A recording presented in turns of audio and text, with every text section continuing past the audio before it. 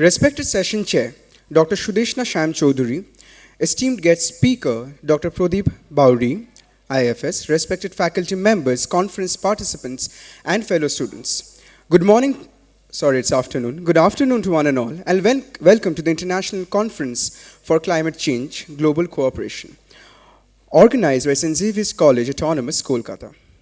Environmental issues have been increasing every day. And in the contemporary times, it is extremely important that we follow the guidance of experts who are leading us through this time of turmoil. And interestingly, the issues of environment are no more congregated just within the forest lands or the distant villages. It has reached the cities. It's on the roads, in our apartments, around you, everywhere. With that, it's my honor to invite on stage Mr. Dr. Pradeep Bauri, Indian Forest Service official, and our session chair, Dr. Sudeshna Shyam Chaudhary. Thank you, sir. Thank you, ma'am. It gives us immense pleasure to introduce Dr. Sudeshna Shyam Chaudhary, an assistant professor in the Department of Microbiology, St. Xavier's College, Kolkata.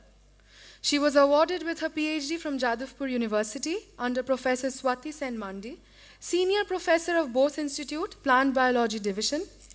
She has many paper publications. Her research area is UV stress on high-altitude grown plants, especially tea.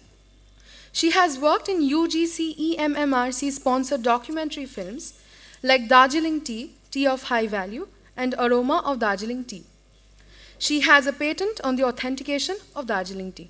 Thank you. Now we would request our session chair, Dr. Sudeshna Shyam Chaudhary, to introduce the esteemed guest speaker of today, Dr. Pradeep Bauri, IFS. Before introduction, we would request ma'am to please felicitate our esteemed guest of today.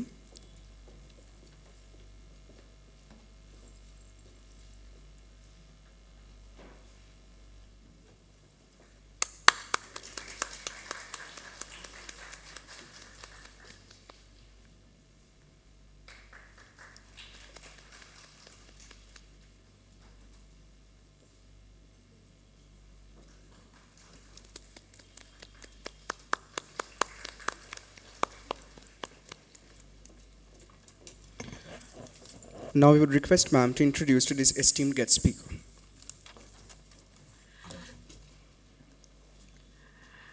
Good afternoon, everyone. I am honored to introduce Dr. Pradeep Bauri, who is currently Divisional Forest Officer in Nadia Murshidabad Division.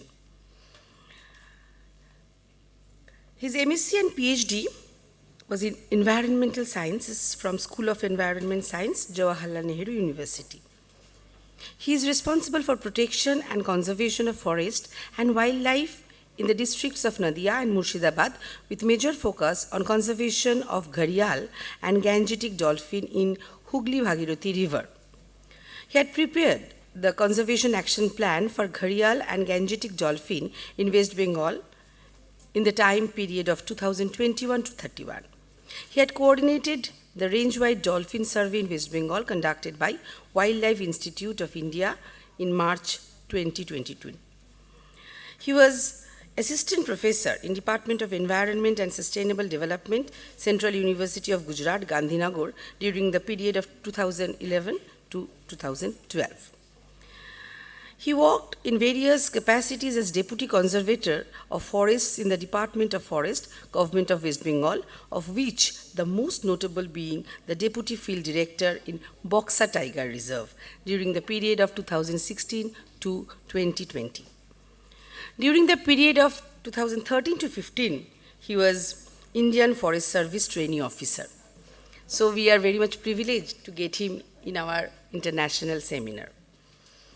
Today, he will deliver his lecture on climate change and urban forest. So welcome, sir.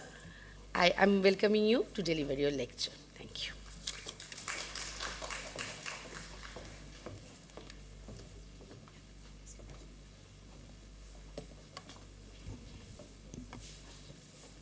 Thank you, ma'am.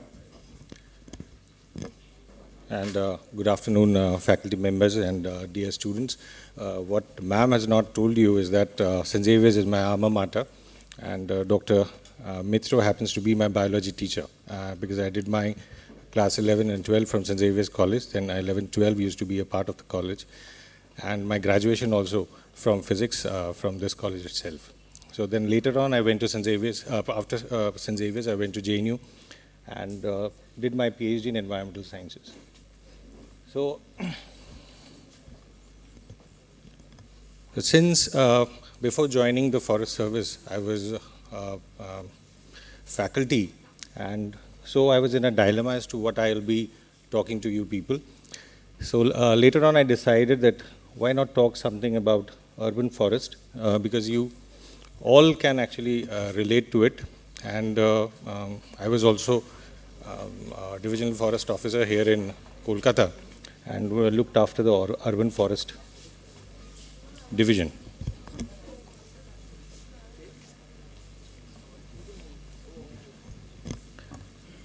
So this is what we do in forest department, and this is our role in the carbon cycle. And you can see this particular slide that carbon is being released from the forest fires and all. Then vehicles are releasing, and then we are burning fossil fuel and oils like coal and gas, and forest is absorbing those gaseous matters, particulate matters, everything, whatever. And then the carbon that is absorbed in the forest is then cycled in the form of, after it is harvested, those trees, in the form of various wood products. And this is how we actually, increase the lifetime of carbon in earth. So if left to itself, if a forest is left to itself, and it will die, and then the carbon stored in the trees will then release, get back into the atmosphere. So our role is basically to actually harvest before the tree dies, and what we call that period is a rotation period for a particular tree. And then those timbers are sold to, in the form of auction, to different sawmill owners who actually make different kinds of end products out of that. So this is how sustainable forestry is being practiced, and this is not something that we are doing in India. This is practiced all the world over. And to tell you, in fact, scientific forestry basically started in India, and that was done during the British's period. Initially, what they did, they used to exploit a lot of timber from our forest, and that was basically meant for shipbuilding. And all you have studied that East India Company during their time, they were expanding railways like anything, and for that they need railway sleepers. And those days railway sleepers used to be made from timbers that was harvested from the forest. And another use was basically, even most of you will know that mining is done in many parts of Jharkhand and Bengal. That was started during the Britishers. So timbers were used as to support the roof of underground mines. But what has happened with time after the Britishers left, that with time, the demand for the solid timber in the market has decreased. Now, no more we don't use timber anymore, for railway sleepers, and even the mines are not using the sal poles or teak poles. Now, those have been replaced with steel poles and all. And shipbuilding also, it's now not totally done with timber. So with time, what has happened, that the demand for forest timber has decreased, and now the department solely actually do a lot of work on biodiversity conservation. And solely, as my job also as a forester, it's the major thing is protection of wildlife and conservation and protection of forests. Now I thought of actually dividing my presentation into many parts. And since the time is limited and I wanted to talk a lot, and basically today I kept it very general, my presentation, and it is basically meant for the students who are here. Because many a times as a forest officer, when we visit various programs and all, what I have seen that the general public, even people who are educated, are basically not aware of the science behind, climate change. And in many of the forums, we have this kind of sessions, and many technical things when we speak, general public actually doesn't understand. And what I got to know from Dr. Mitra, that in today's this seminar, I think students from various backgrounds have come. So I thought, why not actually discuss what is basically happening in nature, and that too in a very basic, so that it gets inside your head and you understand that what forest department is doing, or what people as individuals or NGOs or various institutions they should do.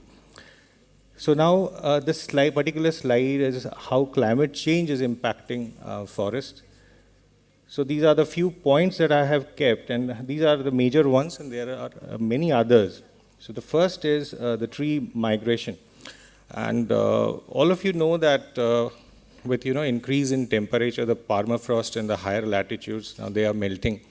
And various tree species are actually encroaching those areas, and trees are migrating into those spaces. And even there are areas which used to be semi-arid and all, and they are actually getting more, certain trees are even wiped out from that particular places. So both the things are happening. But tree is migrating not all by itself. As I was talking to a few of the faculty members, that during our training, we went to visit Ladakh. And they were fortunate enough to actually visit a monastery. And they told us that they have planted 1 lakh poplar seedlings in particular in 1 hour. And they got a Limca book of records for particular thing. So in fact, we were inquiring as to what was the reason for actually planting so many poplar trees in Ladakh. And they said that they wanted to increase the oxygen levels in Ladakh. So the basic science, all we have actually learned, you have to understand that, see, the oxygen levels in the sea level here in Kolkata, and if you go to a similar place, little bit maybe higher in Jaisalmer, you might not find that much of a difference in the oxygen percentage, even though Jaisalmer is very sparsely with trees, and Kolkata has relatively more number of trees. So what happens, as you go higher up in the atmosphere, the oxygen levels actually falls. So nothing actually you can do in that matter. So if you go to Ladakh, so definitely the oxygen level will decrease. So even if you plant a lot of poplar trees, is actually not going to help you. But in a way, if you see other aspects, it may actually disturb the local ecology or that microclimate of that particular area. And maybe, but ultimately what I found that actually, that trees were basically meant for firewood for the general population. So it's a very cold place, and most of the time, 6 months, it is covered with snow. And what happens, they need a lot of firewood. Then ultimately, that particular tree that are being grown, so whatever carbon they are absorbing is ultimately burnt, and that carbon is going back into the atmosphere. So this is another kind of migration where actually people are involved, and the basic reason behind is basically climate change, that everyone is thinking about oxygen, everyone is thinking about trees. So at times the basic science that we have learned during our 5 in class 6, that plants gives us oxygen, at times even create problems. Now another important thing that is a climate change, how the forests are being affected is, the forest fires. Though the fires are not created by climate, it is in most of the times, mostly 100% I would say, that human beings are involved in forest fires. But what actually promotes that fire is the dryness of the atmosphere. If there is no humidity, if there has been no rainfall for quite some time, you have leaf litter that has not decayed. So what happens, the forest catches fire. And such fire can be at times very devastating if timely actions are not taken. So these kind of problems you might have seen in Australia in most of the year. In fact, last few years, bushfires are rampant, and millions of hectares of actually forest areas are destroyed, the world over because of this particular reason. And even in July, and I think a few months back, Southern Europe is also facing this problem where a lot of forest fires are happening. and forests are being destroyed. So whatever carbon has been stored by these forests are basically again is going back to the atmosphere. The forest department, if I would like to tell you, in India, and is doing something for it. And though we don't have any fires like the bushfires in Australia or what is happening in France, maybe a few couple of incidents that have happened in India, but we have a system real time managed by Forest Survey of India, wherein we are get data directly from satellite, and that app is also installed in our mobiles, and we get messages that a particular, like my division Nadia and Murshidabad, at this particular moment if a fire happens, the smoke from that fire is detected by that particular satellite as MODIS. And through FSI's, that portal, we get the message, and that message doesn't, not only to the divisional forest officer, but to the rank of range officer and beat officer, they receive that message, and that help us in actually going and taking action in the field. Now, what climate change has done is boosted bushfires by about 30%. And it is said that if there is an increase, by the temperature, if by 2030, if it increases to 2 degrees centigrade, the frequency of forest fire will actually, be 4 times of what it is presently now. Now, another thing is the severe droughts and heat waves, and this is again directly related to the climate change. And again, I'm saying that now currently France and southern European countries like Spain and Italy are facing a lot of problems, and this heat waves are causing death of trees by carbon starvation. Now, I think before my lecture, when Professor Sagningde was also stressed on the heat stress on human beings. Now, there is also a kind of a heat stress that can actually harm plants. Now, what carbon starvation is when there is an extreme heat, what happens, to stop evapotranspiration, the transpiration from the leaves, the tree actually, shuts down their stomata so that, water is not lost from the tree. And this affects the psychological function, physiological function of that particular tree.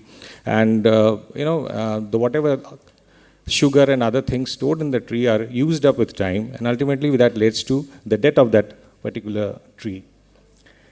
And this is not, this is last but not the least, the pests and pathogens. Again, this is a clear correlation with climate change. When a tree is stressed, it is more susceptible to various kinds of disease and pathogens.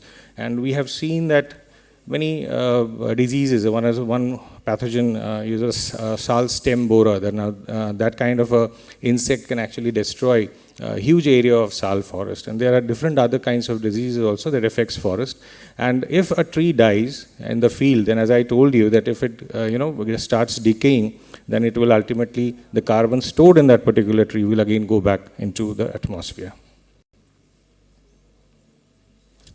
This is a picture of bushfire in Australia. I have captioned it, though even if I had not, you could have actually identified, because there is a kangaroo right in front of the fire. This is another picture from, during the super cyclone Amphan. Now, at times, this climate change, leading to various kinds of natural disasters, and super cyclone kind of a thing is one. And they are destroying forest, especially urban forest. Definitely mangroves are also being destroyed. But as I was posted in Aranya Bhavan that particular time, and the next day when I visited various parts of Kolkata, now I saw this kind of an image everywhere. And in fact, though Forest Department is not directly responsible, to manage this trees in Kolkata, they are basically done by municipal department. But being such a natural calamity, Forest Department, Police Department, NDRF, and many other departments joined hand in hand to actually clear this kind of damage that had happened during that particular cyclone. And this picture is from southern France and taken, I think, a couple of months back in July. And a firefighter is trying to control the fire that has taken place in a forest there. Now, I told you about how climate change is in fact impacting forest.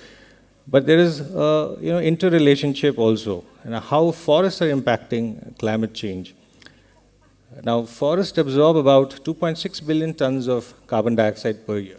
Now, that is the amount of carbon dioxide a country like, Britain, Great Britain, they releases in a period of 280 years. So you can imagine.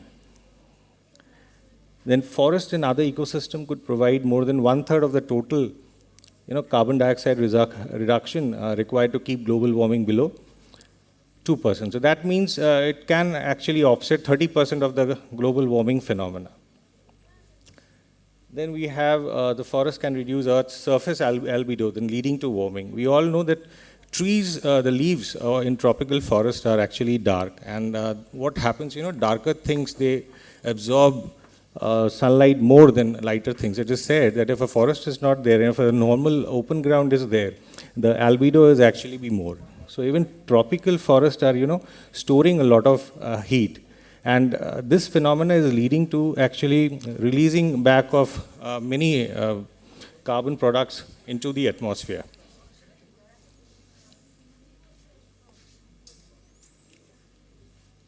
Recently, a paper was published from Kaziranga, and it is said that the Kaziranga National Forest is basically emitting more carbon than it is actually absorbing.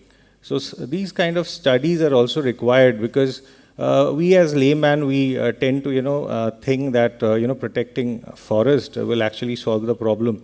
But, old forest can at times, be more harmful to the environment because if the carbon is stored and if a particular tree dies and then decays back, then all the carbon stored in those trees will go back into the atmosphere.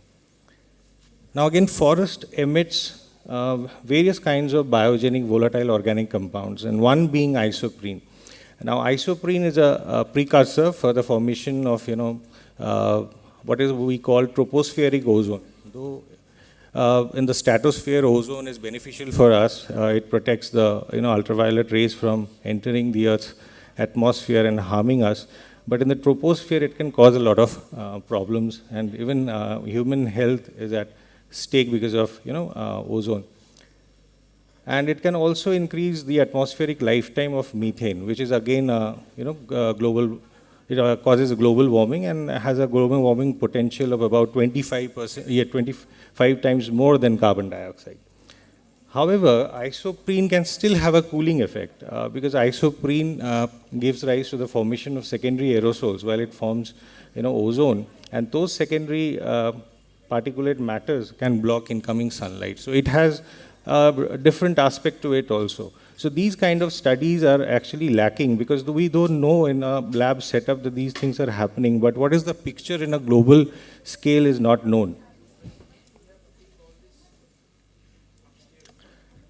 I got a slide from the Food and Agricultural Organization of the United Nations, and I think this might not be that clear to you, but I have got them in a different slide so that it will be clear to you people. But down below you can see that the world urban population is growing fast, and today it is almost equal, but by 2050 the urban population is going to increase manifold, and it will be more than the rural population. So I thought that why not give you some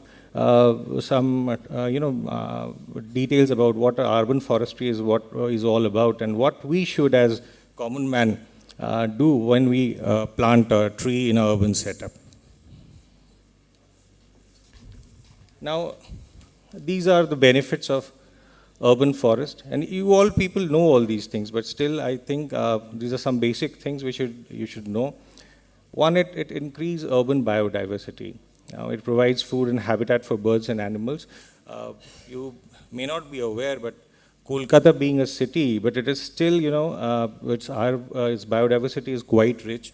If you go towards the Maidan area, you can find lot varieties of ficus species, which are even you won't find in village areas. Many of them maybe have been planted during the British time. And last couple of months, I was about to visit the botanical garden where a African baobab tree was there, and it was destroyed during the Amphan. So the scientist there, he told me that they're trying to actually revive it. So I told him that we have many baobab trees in Kolkata. And since I was here posted as a divisional forest officer of Urban Forestry Division, we had one full-grown baobab tree in Eden Gardens. It's not the stadium, just behind the stadium there is a park that is managed by Forest Department. You can see a huge baobab tree there.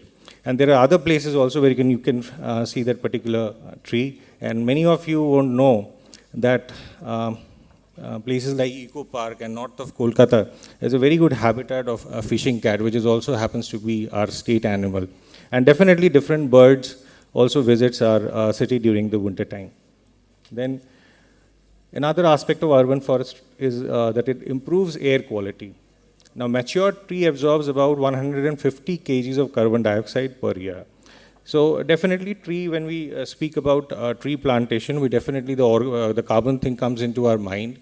And it is always the basic thing that we keep in our mind while planting a tree. And then it reduces urban heat island effect. Now, it cools air by 2 to 8 degrees centigrade. Now, this urban heat island effect, and I got to see a paper that was published about Kolkata a few years back. And it is said in the last 30 years, the average temperature of Kolkata has increased by, I think, 5 degrees centigrade. And the reason this particular concept is called urban heat island. And you see that because of the concretization, building of roads and all, which absorb a lot of the dark, being dark in color, they absorb a lot of heat. And you know, a place like Kolkata, you have a lot of moisture in the air. So moisture also is a greenhouse gas, we all know, and that heat again gets trapped in it. And so the feeling that we have is actually, as Dr. Even Professor Sagnidhe sir said, that you know, even humidity causes a lot of heat stress because moisture kind of absorbs a lot of heat. Then we have, it filters air pollutants, particulate matters, and reduces noise. Now 60% reduction of particulates takes place, you know, and a reduction from car exhaust by trees. This is another aspect we keep in mind when we, you know, do avenue plantations or roadside plantations, that we at times, you know, specifically plant certain species that can help reduce airborne particulates and even act as a barrier to reduce noise pollution. Then it benefits human health. Now, if you have a, you know, park right in front of your home or a few trees right in front of your home, there are studies that says that it reduces stress and it has direct correlation in, you know, bringing down health issues like blood pressure, asthma, and things like that.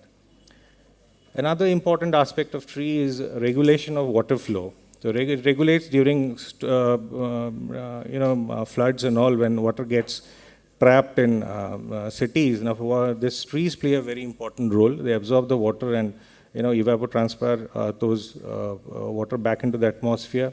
And again, it plays another role in fact, avoiding. What they do is whatever pollutants have been deposited, particulate in the form of particulate matters or, you know, oil leakage from various vehicles and all, they prevent it from actually going into the groundwater table and absorb it back and get stored in some form or the other in the trees. Now, it reduces carbon emissions. Now, emissions in the sense, because if you plant trees right in front of your home, now that can actually prevent sunlight from directly hitting your, you know, walls, your roof and all. So it can, you can bring down your AC bill, electricity bill by about 30%. And end of it, another important thing is boost tourism and increase property value also, because you'll always see that whichever city you visit, like Delhi and Kolkata, the newer areas have much more importance. Like in Kolkata, if you go towards the Salt Lake and Newtown area, so it is now being very well planned. You'll find a lot of trees there. So the property value in those areas have increased. You will see this particular phenomena in other cities of India also. But it has now again certain limitations. Now, urban trees can be effective for adaptation, but not mitigation strategies. So you can plant trees, but that is not actually going to help you or solve the whole problem of this climate change or this urban heat island effect in an urban setup. It can offset, as far as urban trees are concerned, in a municipal area or an urban area. I think it can offset 0 to 3% of the total carbon dioxide of the atmosphere. So it is actually very negligible. Now it increases the residence time of particulates under canopies. And you can all see we are in a college right next to Park Street, and right on the roads you have a lot of trees that were planted way back. So those trees have actually grown, and their canopies from both the sides of the road are touching each other. So what is happening is whatever pollutants are being emitted from the vehicles, now they are getting trapped inside the canopy. So it is also called a tunnel effect, or sometimes called a street canyon. And this doesn't allow atmospheric mixing of particulates, and that they actually don't go back into the atmosphere or disperse. And this has a direct correlation with human health, because a lot of pedestrians are walking on the roads.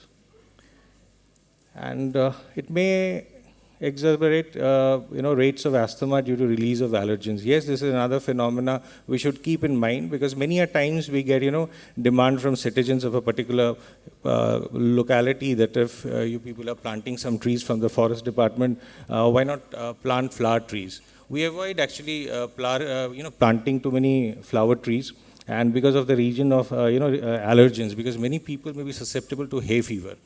One of my friend who is in US, now he says every year in Florida, during when the flowering season of a tree comes, now he faces a lot of problem. So in fact, this is another thing that we should keep in mind when planting trees in an urban setup. The current empirical evidence does not support the assumption that trees significantly and consistently reduce pollution concentrations. As I already told, that it can be effective for adaptation and not mitigation, because it offsets a very small amount, and so it may not be significant in an urban setup. So merely by just planting trees around a particular city is not going to help your problem.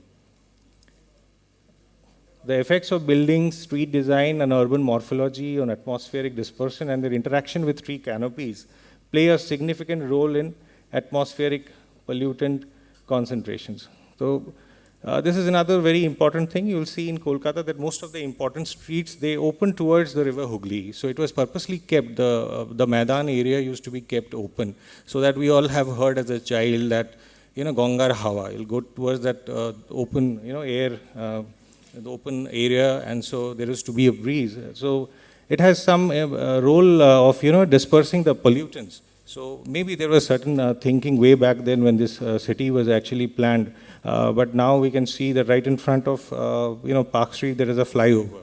So if you don't allow breeze or wind to cross your streets, then the pollutants that are actually accumulating there won't get dispersed, and directly or indirectly it will be ultimately harming the local citizens. And then again, I already talked about it, about biogenic VOCs, about isoprenes, and there's another one that is called monoterpene, and it may aid in the formation of secondary aerosols and tropospheric ozone. Many common trees we know, like poplar, like Dalbergia shishu, like Mangifera indica, and a few ficus species also, they emit this isoprenes. So at times they may not be that fit where there are a lot of nitrogen oxides released from vehicles, because ultimately they will be reacting and giving rise to the formation of tropospheric ozone and other secondary aerosols. And then another limitation is, this is very important, that fallen trees during natural calamities may cause a hindrance and may damage property. Now this you all have seen and have suffered also, because if a tree falls on a major street, it is very difficult to evacuate, even if someone has been injured or someone has suffered some kind of a injury problem during this natural calamities. And even this hinders, the movement of aid that is given to a particular locality when a natural calamity hits that particular area. So we should also keep these things in mind. So forest department these days, we don't plant such trees, on the side of the roads. And even if we plant, we make sure that those are not very tall trees. So species like Mimosops ilingai, like bokul, and various other species which are short, like many other such size species are being planted, and we avoid planting gulmohar, Delonix regia, because it is very, a small simple breeze can actually break its branches and cause major problems during natural calamities. Now I thought to tell you people about the various government programs that are there and through which we do different kinds of plantations in different areas. But Forest Department has a limitation. When we plant basically in our areas until and unless some land is given to us from other departments, government departments. And many a times there are even participatory forestry being done in village areas and panchayat land through various programs like National Afforestation Program and Green India Mission. And then we have compensatory afforestation, and this is what happens is if you divert a particular forest land, you are supposed to do forestation in a similar non-forest area of a similar size, and if a non-forest area is not available, so then you have to plant trees in twice the area in a degraded forest area. And Nagar One scheme is again a urban forestry scheme, and this was launched in 2020, I believe. And now the mandate is to create 200 urban forests all over India. And even Bengal, we have this scheme, and you can create, urban forest within 5 kilometers of a municipal area. But at times, because of lack of space, or already if there is a park already existing, we have not been able to do this. But especially in smaller cities, this has a very good advantage and very good scope in smaller areas. Bengal is doing in this regard also, and making some urban forest in small cities and towns. And another scheme that we have from West Bengal is the Sobushree scheme. And in this particular scheme, this is a flagship program of the government of West Bengal. And what we do is here, the family of a newborn child, if that baby is born, if it is an institutional birth, then what we do is we gift that family with a tree, and that tree is basically a timber species. And along with that tree, we give the family a certificate so that they can grow the tree in their own land, and they won't need a felling permission when they have to fell the tree. So maybe if we give them suppose a teak tree, they can fell it after 20, 30 years and use the money to, use it for the child's education or child's marriage or for medical treatment or anything like that. And last but not the least, what I'd like to conclude and say that as also in the previous lectures that I heard, that many a times, there are no coordination between the government departments, policymakers, and researchers. And what happens in the research that is being done in the lab is actually not implemented in the field. And since I myself from a research background who have later on joined a job which basically, looks into the administration, and though we say that we are forest officers, but we are stationed in city areas. We don't stay in forest area. Though a range officer can stay in a forest area, but all IFS officers, they are posted in cities. So me, I am looking after Nadia and Murshidabad, and my headquarters is at Krishnanagar. So though my range officers are posted at various places, so I am the one who is in a city. So in fact, it is needed that government and various departments, whether it is scientists, other stakeholders, and students have a very major role to play, and even normal citizens, they have a huge role to play to combat global warming and climate change. And you cannot actually keep everything in the hands of the government. If you expect that a department like us will stop global warming, I already told you that forest in an urban area can offset 0 to 3%, and in a whole can about help in the reduction of 30%. So then ultimately some other things also needs to be done, and that can only be done not by just making policies. All of you have to be responsible, and we have to follow a sustainable way of life, and using of public transport wherever possible. You just walk if you are living nearby, coming to the college. Instead of using a bike, use a cycle. So all these kind of a change in lifestyle can actually ultimately help the world. I'll give you one example. Now you see that France is facing a lot of problem in the last few years. A lot of heat waves is being caused, and a lot of people are dying. And you'll see that France relies, 70% of its electricity production is from nuclear power. Now, nuclear power, it looks very green because you are not emitting any kind of a carbon dioxide, but to cool the reactors, you need a hell lot of water. So a nuclear power station has to be established beside a river. Now, if you cool the reactor with, river water, ultimately, as I told you previously, that water also is a greenhouse gas. So if you heat it to such a temperature that it again goes back in the form of moisture, in the air it is going to create problems. And France is already suffering such kind of an issue. We also know that in the last few years, enough shift is there towards, electric vehicles. And many of us are thinking that we can move away from fossil fuels, and this particular concept of using electric vehicles will help solve a lot of problem. But that will not be the case because ultimately you need electricity and you have to charge the battery of that particular vehicle, and that electricity can only be produced through certain ways. One is thermal power. That is, again, you cannot do because it will emit a lot of carbon dioxide. Then you have hydropower. Hydropower has limitations because you have to have water falling from a certain height. So that is totally geomorphical thing, a geomorphological thing. You cannot help in that. So if India is blessed with that particular thing, you can actually do it. Maybe increase it to a certain extent, but not everything can be done about it. And I've already told about nuclear power. This will be the end of my lecture, and would like to thank you all, and especially ma'am and sir, Mitra sir, for inviting me for this lecture. Thank you. Thank you, Dr. Bowry, for your wonderful lecture. You have pointed out the positive beneficial effect as well as negative impact of the forestation, urban forestations, like the emission of isoprene, monoterpenoids, which can increase the secondary particulate matter. So I will request audience, if you have any question, you can ask some. Yes, yes, definitely.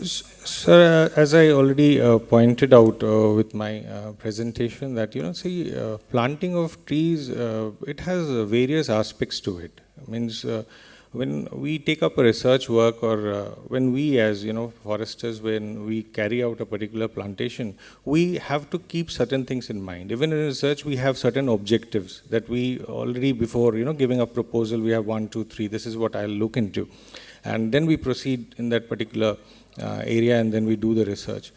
Many a times what happens, there are many parameters to it. Maybe we are neglecting something very important. If same air pollution research that you carry out in Delhi may not actually work in Kolkata. I give you a simple example of things like use of CNG in Delhi.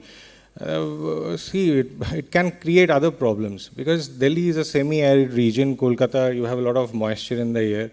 So even trees, they are different and different places.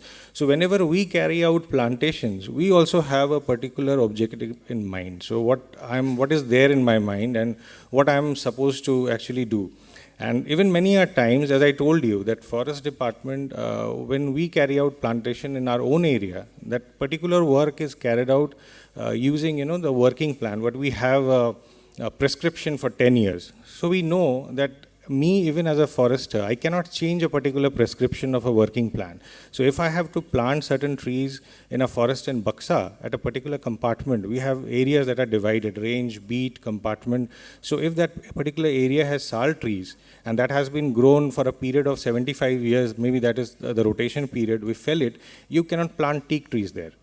You have to plant, sal trees only. So we have specific prescriptions in forest areas, and those are, kept in mind before actually making the working plan. And working plan exercise is a big task in forest department, so it takes time. But when we do such kind of plantation in other areas, many a times we don't take care of that particular thing, or maybe we have only one particular objective in mind. So if I have to beautify, avenue plantation is also about beautification. So maybe I plant, Tabovia rosea. It looks very good. You go towards Newtown. Even I have only planted when I was there. So when it flowers, it looks very good. But but again, certain section of population may be affected with the pollens and all. So that there it can create a health issue. But at the same time, we also know that Tabovia rosea is not a huge tree. It is a medium girth tree. So even if it falls, a person driving a car can get down and pull it, and then drive. But that is one aspect. But see, a tree like banyan, if you plant it in a city area, it is definitely going to give you a lot of shade. So if you are with your friends and all, and you are going to Maidan, and you had a nice walk, and then you want to sit, you need shade at the particular area. Planting Tabovia rosea there might not help you. So there are different aspects to it, and this is the reason why I actually talked about so many things. I've told you about the positive things, I've told you about the negative things, but end of the day, we humans actually decide what to do where. So when the pollution thing comes into our mind, many a times, certain projects are aided by the, environment department, because we have a different department. Environment is a different department, forest is a different department. So if we get something from the environment department, we do keep in mind that it is basically to, reduce down particulate matter, reduce the pollution levels. So these are the things that we should take care. But suppose the municipal department gives you some money. So I will very well know that they are not doing anything for the pollution aspect, but they'll definitely do something for, the aesthetic value or the beautification of that particular area. So then we'll take up plantations like trees where you are, that flowers, things like that. It all depends on you. I've given you the basic idea as to what should be in a particular person's mind when he's planting a tree. It is not always that simple, because we have learned the photosynthesis equation, and everywhere where I go, starting from a class 1 to way to PhD students, this particular thing comes in mind, that tree gives us oxygen. Let us ask us this question, whether you can influence 21% of oxygen in the air, when a 0.1% global warming, this greenhouse gas, can be such a problem for us. Right, so just forget about that photosynthesis equation, and keep these things in mind when you plant a tree. And when you go, and I'm giving another example. A few years back, NASA came up with a research, very good research work, and it was said that Areca palm removes a lot of volatile organic compounds, BTXE, and you have Sansevieria plant, you have money plant, and many other trees. And you know what happened? It just boosted the nursery people, their income. Because snake plant, I used to make it as a sword when I was a child, and I never knew that I have to pay 300 rupees for a snake plant. But let me tell you, even if you plant 100 of snake plant in your bedroom, it's not going to help you. So what we do, we are in the habit of actually reading the headlines. Whether even in research papers, we read the abstract. This I'm telling to the students because I have been a researcher myself. And everything you can't know from just the headline. So read into it. So just go back and see. I know many of you have such plants in your home. That I have a peace lily, I have a areca palm, and I am sleeping peacefully because all the pollutants has been absorbed. But it is said by NASA itself that in 1 square feet you have to keep such 10 plants to actually have that effect. So ultimately that is useless. So you have to rely on an exhaust system that throws out the indoor air pollutants outside. You need to have something called activated charcoal, air purifier. So then again, everyone cannot afford it, even in an urban setup. So before you start taking up a plantation, that is the reason I even focused on the problematic part of trees. That just don't be that aimless. It happens every year, and many a times I have seen that in whatever programs we go, whether it is a blood donation program, whether even it is an Independence Day in few cases, whether there is a program going on in a school, now everyone is into distributing or giving plants. So are you actually helping the nature? Are you actually helping the environment that you are supposed to protect? That is the basic question. So I think that before learning very technical things, many of the times, and that is the reason why I try to keep it very simple.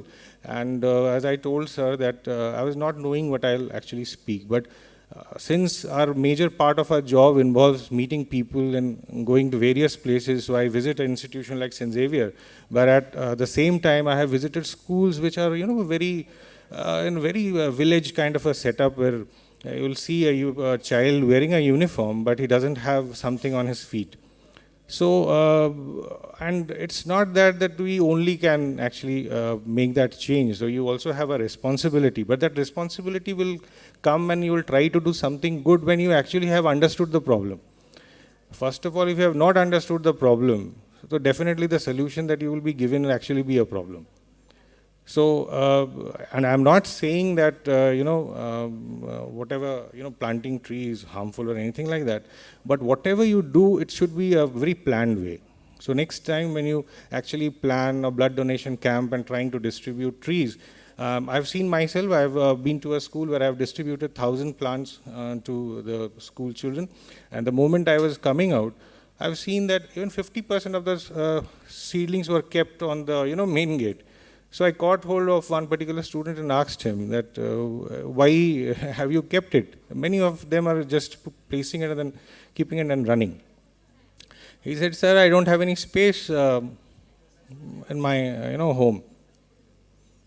So even for us, when we make a policy, there are certain things you have to keep in mind, but merely just distributing plants to a particular villager may not help. He may not have that kind of a land to plant a teak tree or a sal tree or a sisu tree in his backyard. Most of us will, those who have been to the villages and all will see that in Indian villages, especially in Bengal, you will find certain trees, they are very common. You will find a papaya, you will find a banana, you will find a sojane tree, there used to be an amra tree, right? So these are the trees which were available in your backyard. And why? Because women play a very important role in a household system. In a village, they don't have the habit of buying